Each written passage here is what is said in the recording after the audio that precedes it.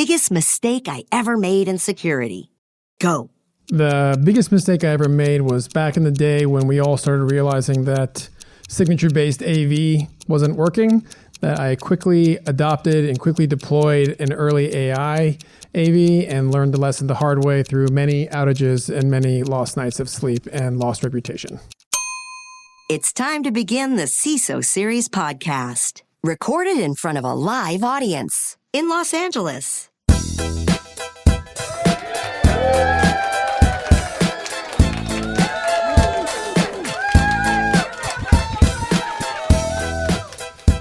Welcome to the CISO Series podcast. Guys, do you not know how to applaud? Like, some of you wooed, 2 or 3 of you applauded. Trust me, there are actually a lot of people in this room. You wouldn't know it, listener, from... this audience needs some basic audience training on how to applaud. They don't quite get it. Anyways, we are here at the ISSA LA Summit. This is the 3rd time the CISO series has come here. We are thrilled to be here. Let's hear it for the ISSA. Let's hear it for them for putting on this great show. All right. That's evidence there are people in the room. All right. There you go. Thank you very, very much. My name is David Spark. I'm the producer of the CISO series. And joining me on stage as my guest co-host is the woman to my left. It is Sasha Pereira, the CISO for WASH. Let's hear it for Sasha. Welcome, Sasha. Thank you. It's great to be here. Our sponsor for today's episode is Nudge Security. Let's hear it for Nudge, our sponsor. We're going to be hearing about them more later in the show. SaaS security, if you need it, who doesn't? You'll hear more about that later. All right. So, Sasha, just today, I want to bring up just a quick point. Just today, I received a series of sales emails, and they were emails that I think they wanted to try to close the sale in the first introduction. You know what I'm talking about? The one that gives you everything. Let's set up a demo. When are we going to close the sale? Like, it's all in the first message. You've received these, yes? Oh yeah. I mean, I think they're getting more like, some of them are like, well, tell me if I should go away. And I'm like, sure, go away. I mean, that's if actually... you have to ask a question, I think you know the answer at that point. I mean, yeah. Usually they give you multiple choice. Like 1, I'm not interested. 2, something. And 3, they try to make it funny. Right. They think it's funny, but when you've seen the joke 100 times, it's not funny. It's irritating. I know. It's also, it's hard to pull sarcasm when you don't know the person. I mean, especially if it's like something that's mail merge, right? And you can tell, like when they put your last name as your first name and it's like, Dear Pereira. I'm like, okay. Well, I get the sort of the vague compliments. I love the CISO series and how you talk to the people about cybersecurity. That is a pretty obvious tell. Well, also now with Gen AI, it's like, the emails are getting better. There's less spelling mistakes. I think it's called Notebook LM from Google, which I just saw. Friends showed it to me, literally just pointed it to one of our past episodes, and it generated an entire podcast episode of 2 people conversing with each other about our episode, and it sounded like an actual podcast. It's pretty neat. Yeah, I've seen a doctoral candidate who put all his research papers into Notebook LM, and basically it created a podcast. Talking about his research. About his research. It's astonishing. Very, very impressive. All right, enough of this nonsense. We're going to get this show going. We have a guest who's been sitting very quietly on the far end of the stage. Let's introduce him. It is a CISO for PennyMac, Cyrus Tibbs. Let's hear it for Cyrus. Yeah, Cyrus. Happy to be here. Really honored to be here. What's the starting point for a CISO? So you don't actually need to listen to many episodes of cybersecurity headlines to understand how rampant data exposure is across industries. Combined with regulatory pressures, there's a real move towards data minimization.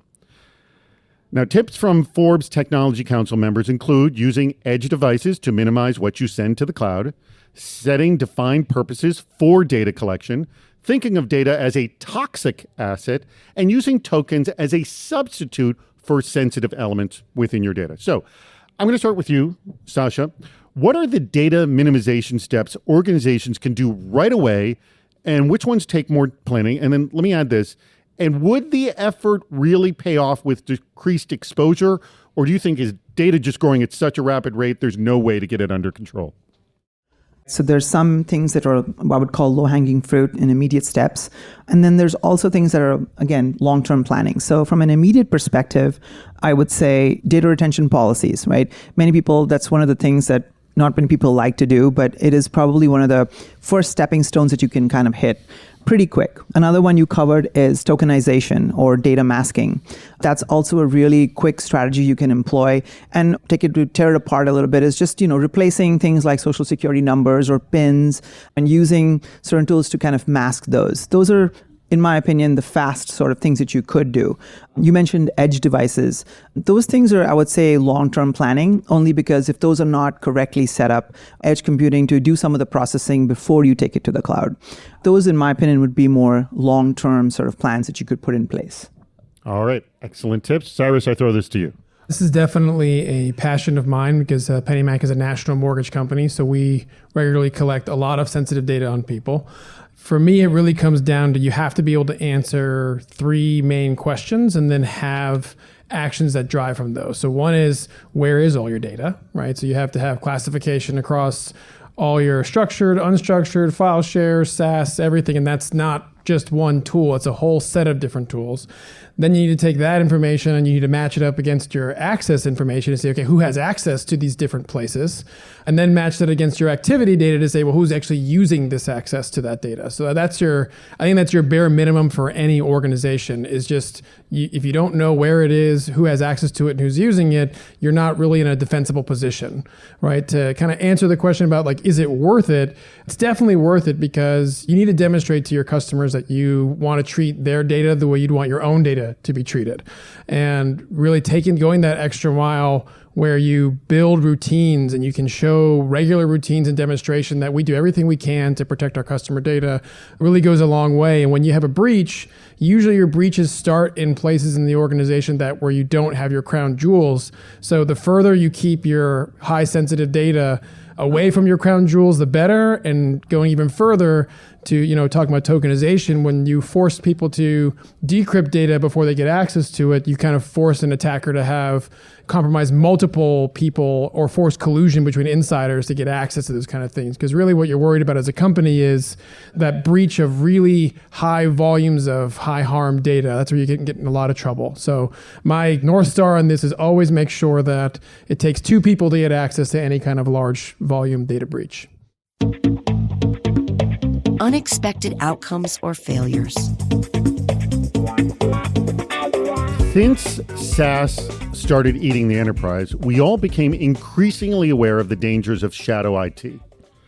But are we missing the risks of the increasingly popular low-code, no-code apps or shadow engineering? Now, with the advent of Gen AI, it's easier than ever for an employee with no coding experience to quickly get something up and running with your company data.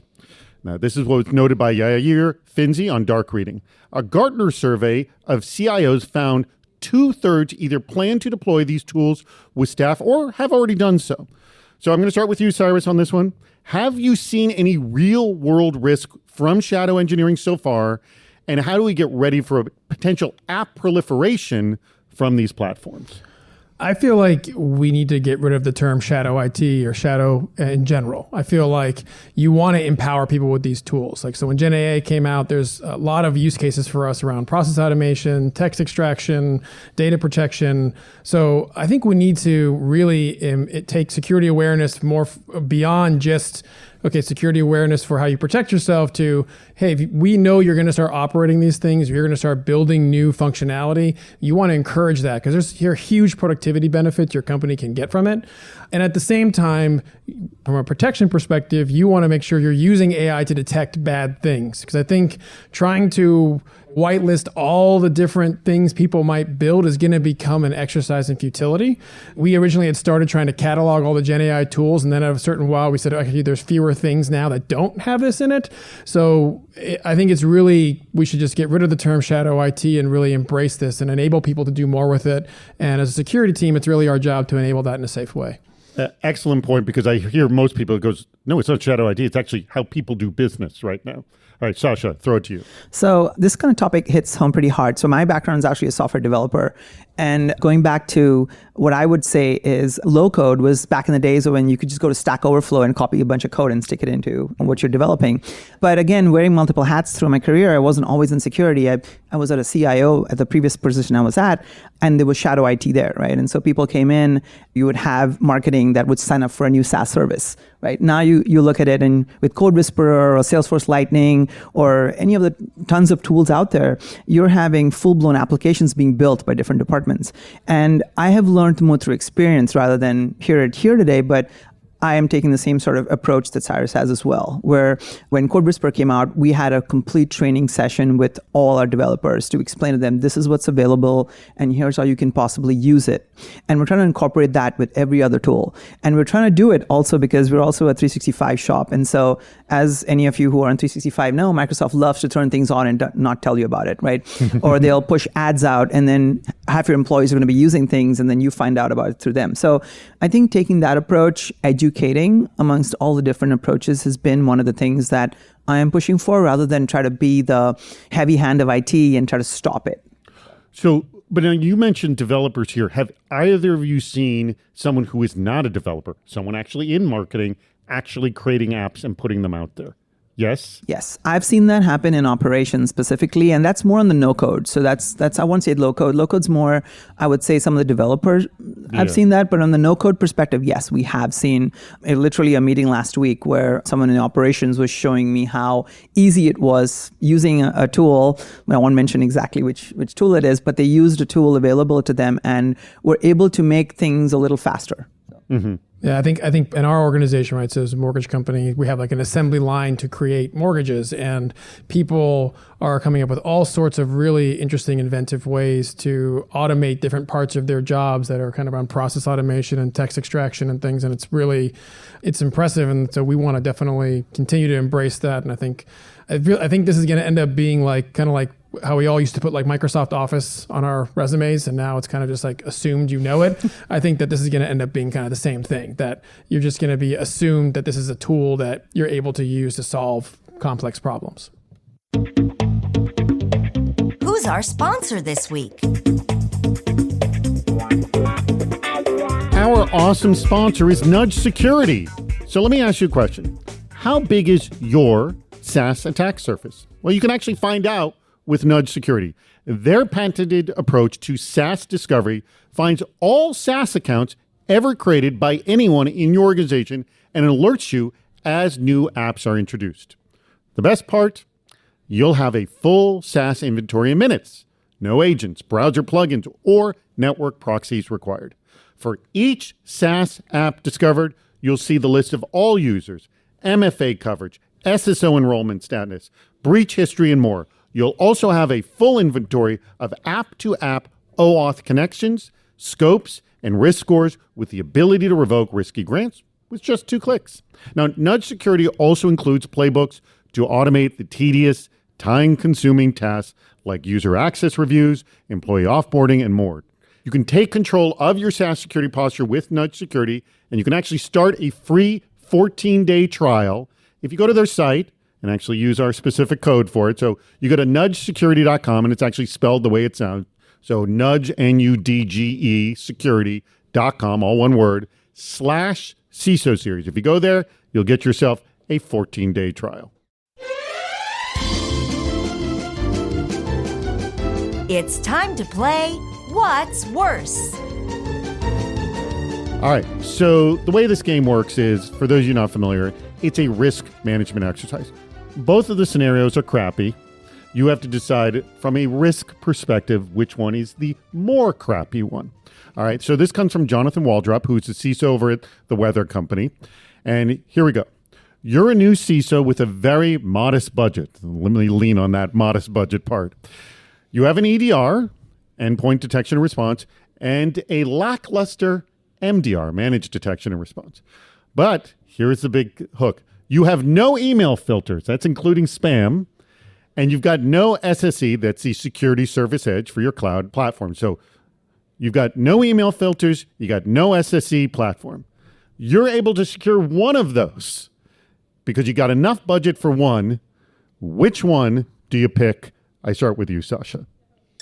No EDR, no MDR. No. You have the EDR with the lackluster MDR. What you don't have is you got no email filtering and you got no SSE. But you can fund one of them. So you can have one and not the other. Which one are you funding? I'll pick email. Why is that? A lot of the pretty serious stuff ends up in the end users, and everyone knows end users are the path that things get in. So I would use email. I would spend my money on the email filters. So you think to have that environment is less risky than to spend the money on the SSC and having the email run wild? Well, and also you said there's a lackluster MDR, so I would not focus on that right now, because that was 4 years ago was where EDR and MDR was like a big deal. Okay. All right.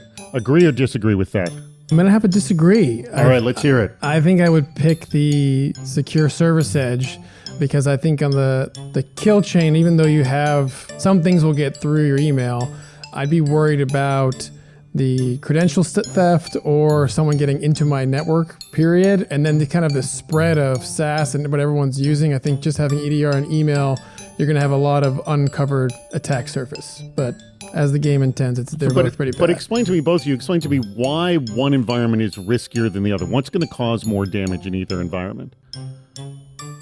I feel like email damage is limited to credential theft, malware drop, or business email compromise. Okay. So, and I think the email filters kind of do a good job on some of those, but not others. Whereas in SSE, you kind of have more kind of control over your destiny. I feel like it's you kind of can, if someone's trying to connect to your environment and it can only be through your SSE and they're on an untrusted device, you have some control further down the kill chain, where I guess on the email side, you're trying to stop it earlier, I suppose. Oh, good point. All right. You defend the emails. Why? I think you kind of defend it. I think Sarah's defended mine a little bit. I try to catch things early on, number one. I think once you're in my environment, and if it hasn't been segmented, which is another, which you did not give that as a existing condition. But yeah, no, my network will be extremely segmented. So if someone did end up coming from somewhere, they really couldn't traverse as much as they think they could. So you're saying get them earlier, they won't spread around. Where in his, they'll be all over the place, so you'll have more moles to whack. Is that what you're saying? It's a lot more. I mean, at that point in time, if they're in your network and floating around, for me, I'm trying to catch them before they even get there. You agree or disagree with that? I think for me, it's a control issue. I feel like with SSE, I would have more control over the outcomes and be able to build more consistent playbooks around it. So I feel like from like an incident response side of things, I would have a better time. Okay, so just to make this clear, you think it's worse not having the SSE, and that's Cyrus, and Sasha thinks it's worse not having the email filtering. I throw this to the crowd. By applause, how many people think it's worse not having the SSE in place? By applause. Oh, jeez. It's even the ones who agree with you can't even put their hands together that quickly. Very lackluster agreement. All right, by applause, how many people agree with Sasha that no email is worse? All right, Sasha. You are the winner here. Oh no, that totally sucks. All right, this is our new game. This is the first time we've played this game in front of a live audience. All right, turn around. I need you to all turn around. Everyone can see this.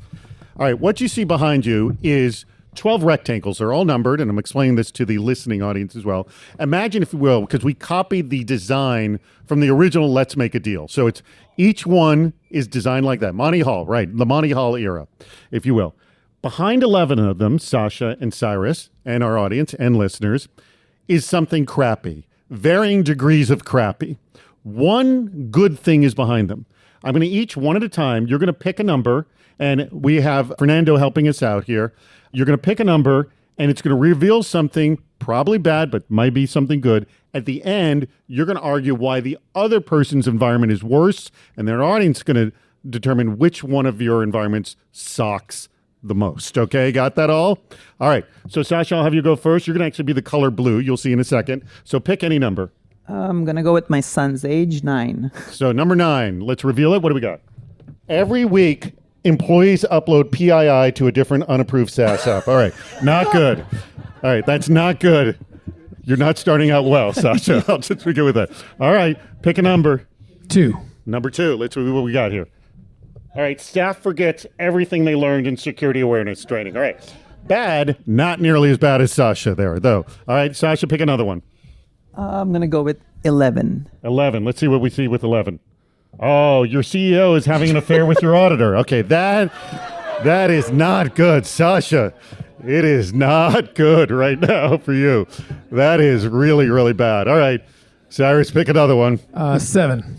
7. Let's see what we got. You hire the CEO's son who turns out to be a toxic employee. All right. Also not good. All right. Remember, the blue are Sasha, the red are Cyrus. One more for you, Sasha. God, I'll go with 5. Number 5. So the traveling employee brings their phone to a local repair shop and provides login credentials. All right. Also not good. All right. All right. You get the last one, Cyrus. 4. Employees took bribes to install remote access software. All right. That's bad. Okay. So let me just review, and each of you have to defend why yours is not as bad as the other person's here. Sasha, I know yours is pretty bad, but look, make a good argument. Try to convince this audience. Sasha, your CEO is having an affair with your auditor. Your traveling employee brings their phone to a local repair shop and provides login credentials. And this one's a doozy. Every week, employees upload PII to a different unapproved SaaS app. But Cyrus has staff forgets everything they learned in security awareness training, so you can forget about that wall of defense. You hire the CEO's son, who turns out to be a toxic employee. That's going to ruin your whole staff.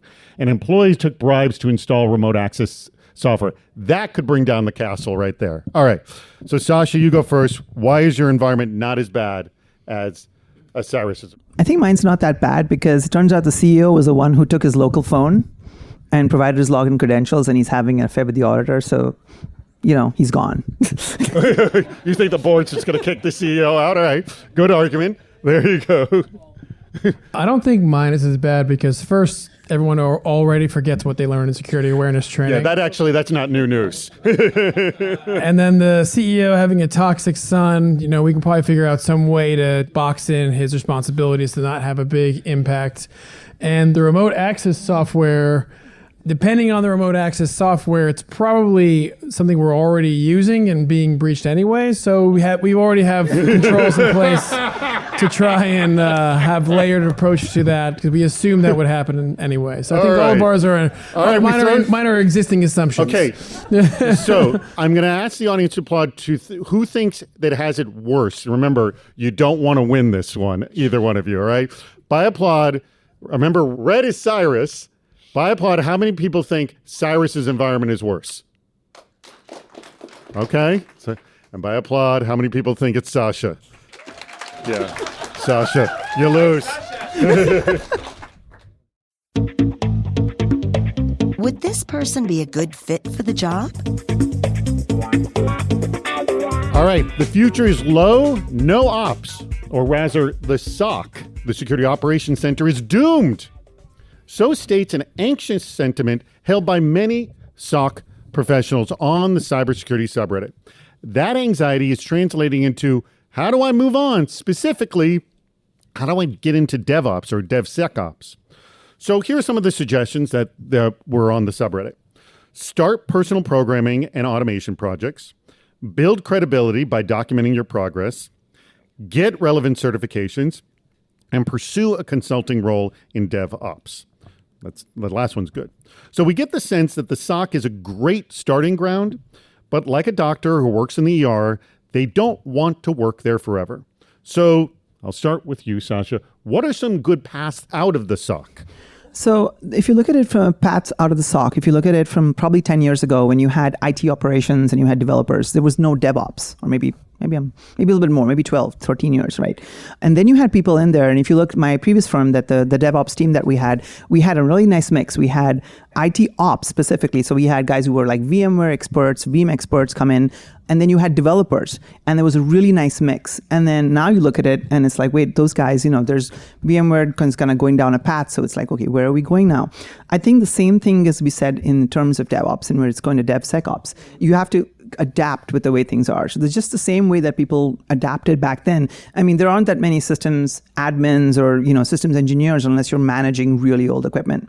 So I think in that sense, getting certifications or trying to get more involved in security would be a good path for anyone who's in DevOps to kind of get themselves future-proofed.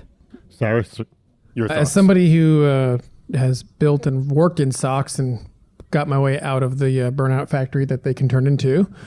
I feel like the shift from SOC to DevSecOps is actually sounds like a difficult one. I would think that... Well, this seemed like the demand from this discussion on Reddit. Yeah, I think the DevSecOps is because that's sort of where the future of a lot of new investment is going. But I really feel like the best skill sets for DevSecOps is really having someone who has application developer background or cloud engineering background. And I think those two kind of are converging together. I think for a SOC analyst, I think the more natural path would be focusing on like a security engineering function where you're kind of running a variety of security engineering tools because you kind of already know what they generate.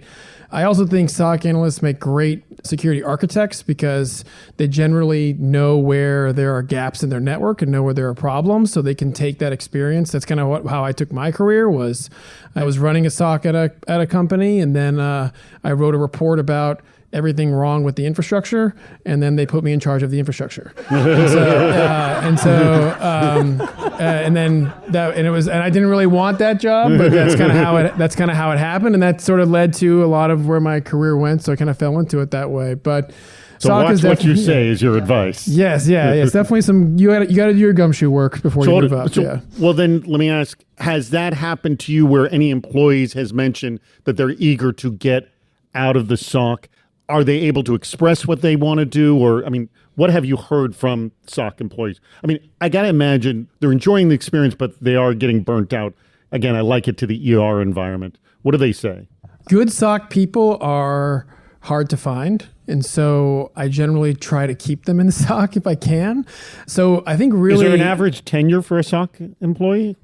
I wouldn't know the stats on that, okay. But I would say I try to focus on what is the thing that's burning them out. And generally, one of the most important things you need to do is find out what the false positives and ghosts that the people in your SOC are chasing, and then turn that into projects and actions to actually fix those things. Because that's usually where their burnout is coming from, is that they're just chasing ghosts and they're kind of doing useless work because of some design problem.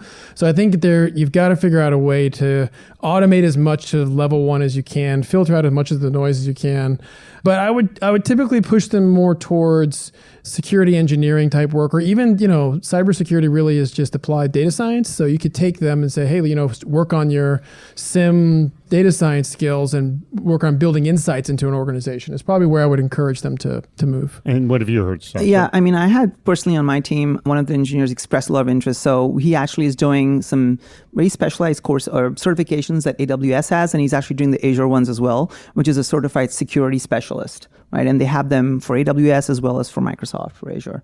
But again, it's kind of a mix. It's hard. Kind of like Cyrus mentioned, the people, like good people, are hard to find. And sometimes SOC engineers, they like being SOC engineers. Mm-hmm. Like I have an excellent network SOC guy. By the way, anyone listening, I do not want to knock the fact that you're working the SOC as it's something to get out of. I mean, yes, there are people who spend a lot of time in the ER too. Yeah, well, that's the thing. One of my guys who works for me, who's a network SOC guy, he loves his job and he doesn't want to go anywhere else. He loves where he is, and he does automate things, and he's a one person can do 3 people's job. So.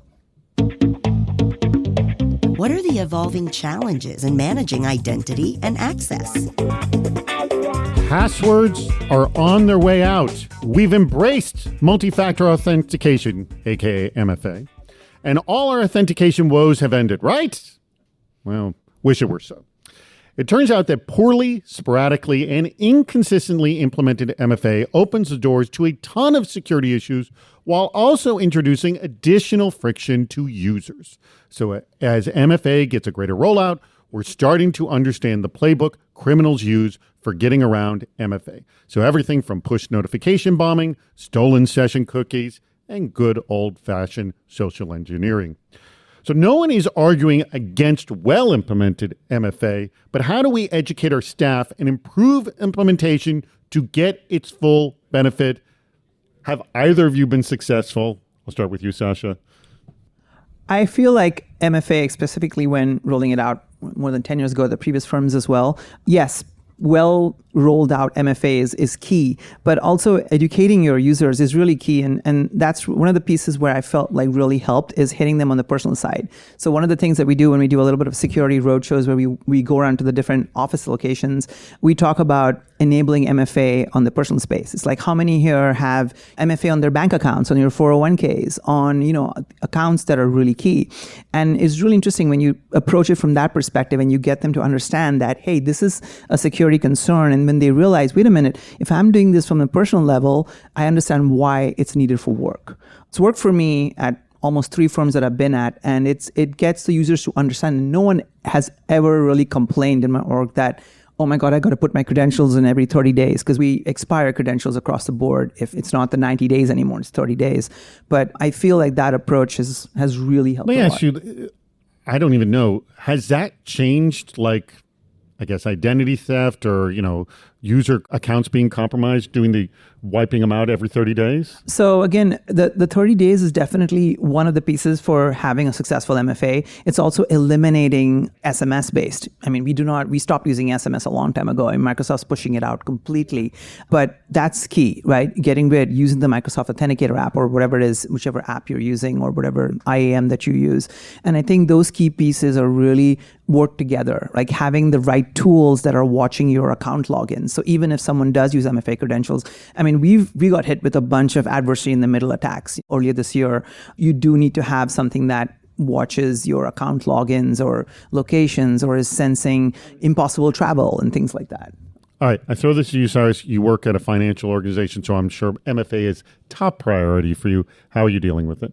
Definitely. I feel like authentication is something people do so often that they do it second nature. So I don't think you can rely on them to be educated enough to avoid the risks. So I feel like the industry as a whole needs to move away from knowledge-based factors, just wholesale. Anything that's 6-digit pins, passwords, SMS, I think all of that needs to go, because we need to move to possession-based factors, right? We need to move to FIDO2. We need to move to all of that, because this is the place that you're seeing them attack now. And I think... And by the way, have you guys experimented with all these? We're on the path to that. So our high-privilege users, certainly we have on FIDO2 now. We're planning it out. I mean, it's very challenging to do that because so many of the legacy systems use knowledge-based factors, and you have a lot of applications that aren't set up for that. But I think moving to passkeys, FIDO2 needs to be top priority for everybody, because people just are it's such a routine thing to log in that if they see a credential stealer website or they accidentally put their password into something, like, it's just, you can't train that out of people because they do it so often. So you've got to get people to a place where they got to be at that URL with that hard token at that machine to log in, because otherwise it's just a matter of time before one of your accounts gets broken into. And users actually like it better because you don't have to teach them all kinds of weird password judo to figure out how to get their passwords to be uncrackable, right? I mean, we for a long time, we told our users, use a made up word, because that was the only way we could figure out to make sure it wouldn't get cracked by some rainbow table somewhere, right? So we just got to get away from this insanity and just simplify it like that. But I think there's a lot of legacy out there that needs to catch up to that. And I think we're not going to get there. I rarely wish for more regulation, but this is one of the things I wish they would put in the regulations and say, all of these apps need to move to possession-based factors, because you're just not going to protect it otherwise. It's time for the audience question speed round. All right, right here in my hand, I have a bunch of index cards. I have asked this audience right in front of you, I've asked them to give me questions that I am now going to ask the two of you. We've got a lot of these, and we got a good amount of time, and we'll see how many we can get through here. All right, so here we go. From Ashton Long of Beacon Hill asks, what can or what is currently AI doing in your environment that is actually alleviating some stress on your staff? Is there anything? Yeah, definitely for us. So we have a data lake strategy where we use like traditional relational database for all of our security data. We run to write queries to that. We plug in very traditional BI, SQL, Python tools, and even it's accessible to anybody at this point, where you can kind of feed your data model into a LLM and then ask questions of it. So that helps out a lot. triage in our incident response team, right? Sometimes you get an alert and the alert's based on some command that's run. You used to have to go and Google the command and figure out what it means and run it. But now you just ask an LLM, like, what is this command? And it just tells you, like, this is what this thing means. So we saw our mean time to triage almost get cut in half once this stuff came out. And it wasn't even like we told the team to use it. They just started using it. And then we saw all of our triage times start dropping down. So we definitely see a ton of value. All right. That's awesome. Sasha? So we're kind of like evaluating and working on some of the, and one of them I can share with you a little bit is we have about 780 technicians out in the field. And if you all know, like, there are a lot of the service manuals for appliances that you own are, probably 200 or 300 pages, and trying to find things within them is really hard. So we have an internal sort of setup where we have a lot of these manuals in there, and we're trying to use to kind of use those to kind of find things really quick across multiple manuals. Like, we have service manuals, installation manuals, and then having our service technicians using their smartphones to get data really quick instead of trying to read a PDF manual right on a phone. Good tip. All right. This comes from Fernando St. John, who was just helping us with the game moments ago, and he's with the ISSA. All right. You're going to get a new hire, and they're very green, so it's kind of first time in cybersecurity. They can have only one of the three elements. You tell me, which one do you want? Education, certifications, or experience? What do you want? You only get one. Experience. Experience? Yeah. What do you say, Sasha? Experience. Everyone says that. Experience. All right. I'm going with it. They always say that. All right. From Daniel Dries of IT Security Now, and I'm setting this up. The reason for this could be anything. It could be you find a better solution, something's priced better, or the organization had a security incident, whatever. Dan wants to know, do you have exit strategies for your tools? And it could, again, the reason could be anything. Do you have an exit strategy?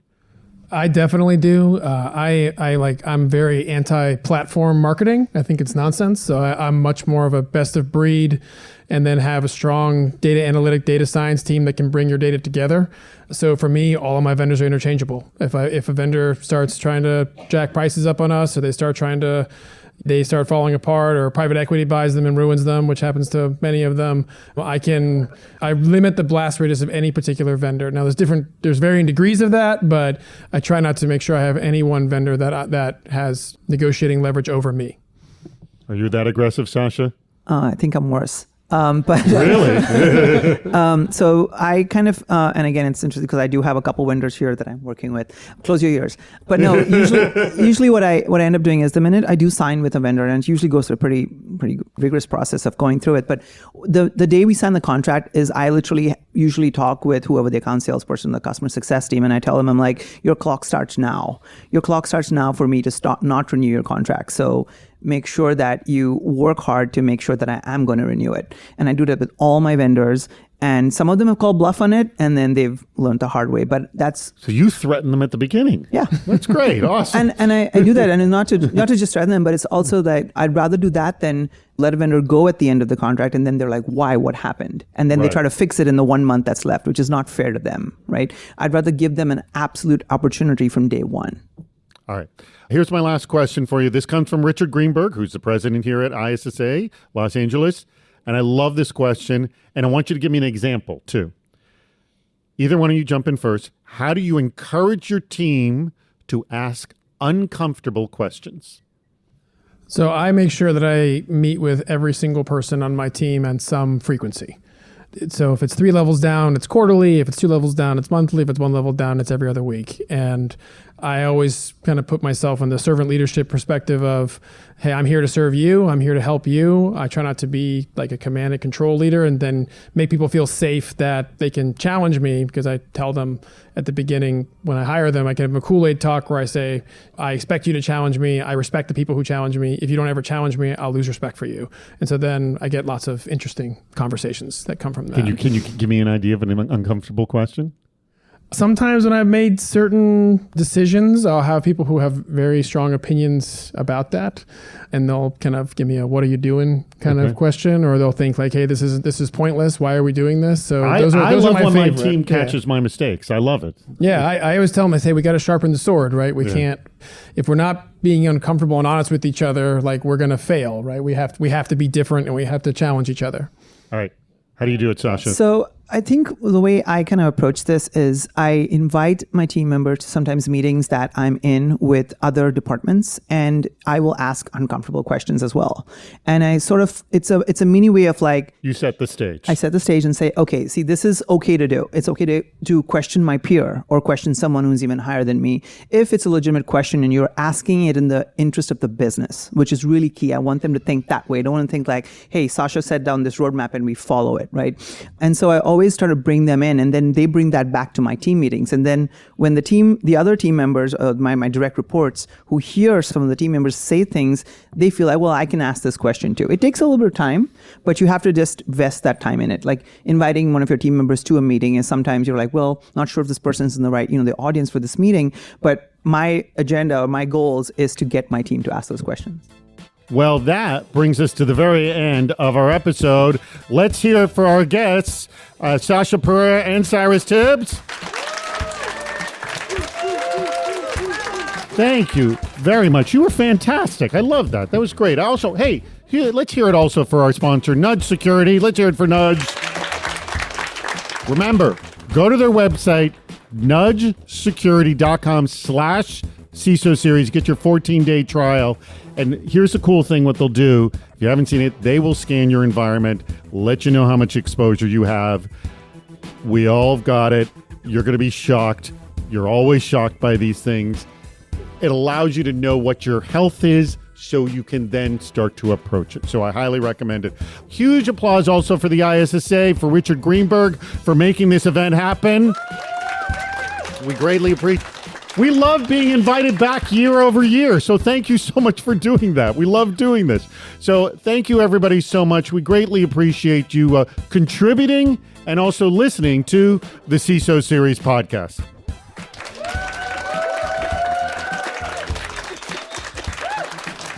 That wraps up another episode. If you haven't subscribed to the podcast, please do. We have lots more shows on our website, CISOseries.com. Please join us on Fridays for our live shows, Super Cyber Friday, our virtual meetup, and Cybersecurity Headlines Week in Review. This show thrives on your input. Go to the Participate menu on our site for plenty of ways to get involved, including recording a question or a comment for the show. If you're interested in sponsoring the podcast, contact David Spark directly at david@CISOseries.com. Thank you for listening to the CISO Series podcast.